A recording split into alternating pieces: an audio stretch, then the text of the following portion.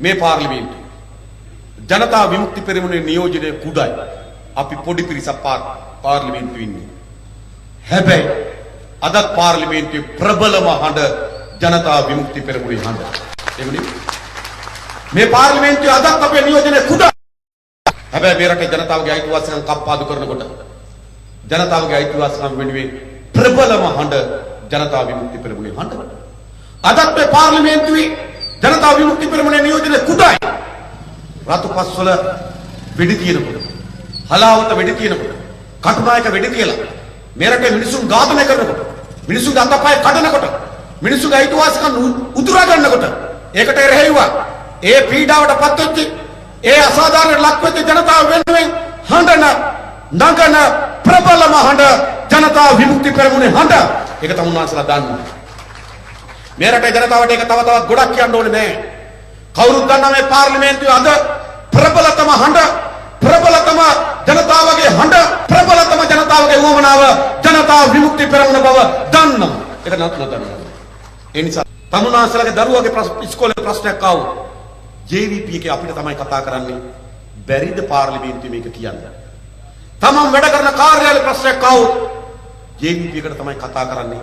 බැරිද මේක පාර්ලිමේන්තුවේ කියන්නේ? තමන්ගේ ගමේ පාර හදනකොට හොරා කෑම වගේ දැනුනොත් JVP එකට තමයි කියන්නේ සහෝදරයා බැරිද අපේ පාරෙන් හොරා කාලා මේක පාර්ලිමේන්තුවේ කතා කරන්න? තමුන්නාන්සලාගේ දරුවා යන පාසලේ ප්‍රශ්නයක් ආවොත් JVP එකට තමයි කියන්නේ බැරිද අපේ දරුවගේ පාසලේ ප්‍රශ්නයක් තියෙන පාර්ලිමේන්තුවේවත් කතා කරන්න? ඒ නිසා තමුන්නාන්සලා කාට ඡන්දෙ දුන්නා? කාට ඡන්දෙ දුන්නා? තමුන්නාන්සලා අසක්කුවක් විලක්කුවක් අසාධාරණක් අයුක්තියක් සිද්ධ වෙච්ච හැම වෙලාවකම ජනතා විමුක්ති පෙරමුණ තමයි හිතට එන පක්ෂය, හදවතට එන පක්ෂය ජනතා විමුක්ති පෙරමුණම නෙවෙයිද? ඒ නිසා තමයි කියන්නේ මේක කතා කරන්න. ඒ නිසා අපි තමුන්නාන්සලාට කියන්නේ එළඹෙන පාර්ලිමේන්තු උගත් වියත් සංවාද සභාව බවට පත් කරනවා. ඒ වෙනුවෙන් ජනතා විමුක්ති පෙරමුණේට රැසක් මේ පාර්ලිමේන්තුවට යවන්න.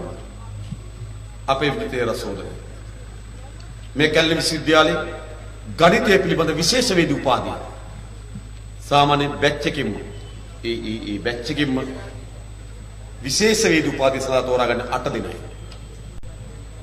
200 300ක් විතර ඉන්න කණ්ඩායම 8 දෙනයි තෝරාගන්න. ඒ 8 දෙනාට තමයි විද්‍යාල සහෝදර කියන්නේ. අපි දෙන එක බැච් එක. ඒ ඔක්කොම පැත්තක දාලා මේ දේශපාලනට ඇවිල්ලා තියෙනවා. අපේ මහින්ද ජයසිංහ සහෝදරයා සැලකිතු කාලයක් ගුරුවරයෙක් ලෙස කටයුතු කරා. ඒ රස්ස පැත්තකින් තියලා මේ දේශපාලනට ඇවිල්ලා තියෙනවා.